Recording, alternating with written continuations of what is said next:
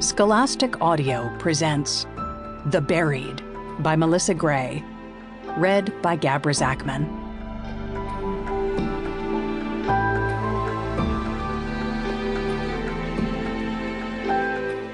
She had little patience for teachers' pets, especially when that teacher was Dr. Imogen Moran, and that pet was her younger sister.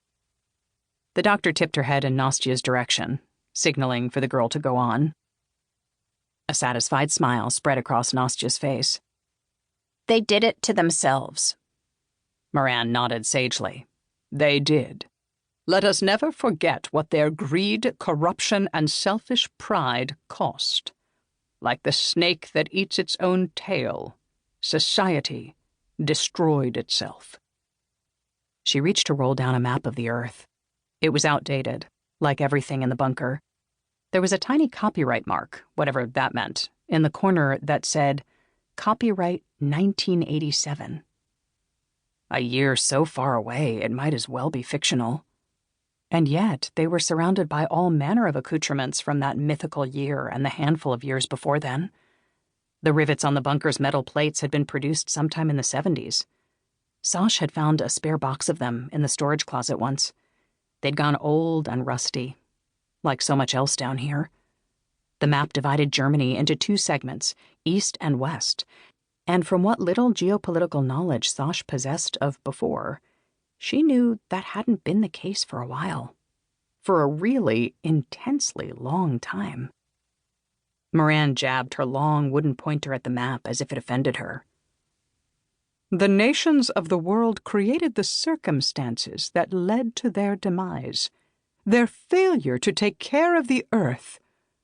She paused, perhaps for dramatic effect, as if they all hadn't heard this bit 1,000 times over.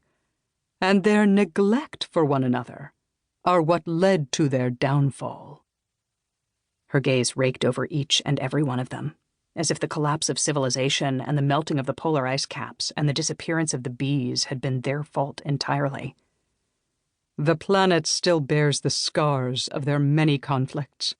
Moran's shrewd eyes slid over to Sash. Some of us bear scars of our own. Tugging her sleeve over her hand, Sash shifted in her seat.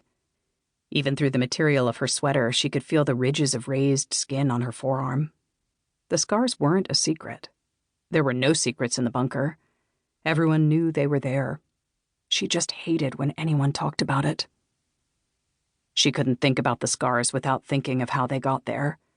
And she really, really didn't want to think about how they got there.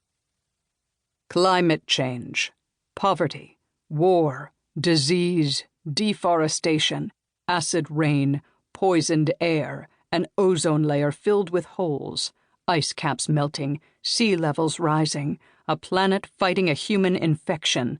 All of this came to pass. Moran bowed her head, as if taking a private moment of silence. When she looked up, her eyes were alight with the fervor of a true believer. Just as the Earth must heal itself, so we must heal ourselves. Only when we've achieved purity of both mind and body will we be strong enough to survive on the outside.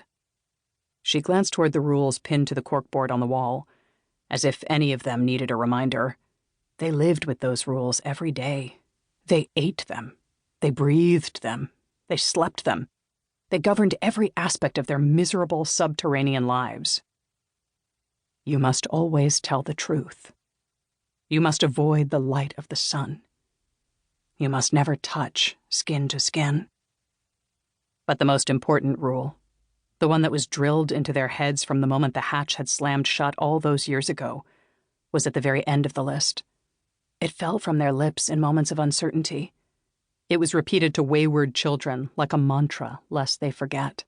It rattled around in their skulls when all was silent, echoing in the quiet, lonely dark. You must never go outside. The ones who did this to our home, who scarred our planet so, Moran intoned, the height of solemnity. They paid for their sins. But we must always remember them. We must do better. We must be better. She sighed heavily, as if weighted down by the great and terrible burden only a prophet could possibly know. They were wicked. Her lips curled into a beatific smile. But we are blessed.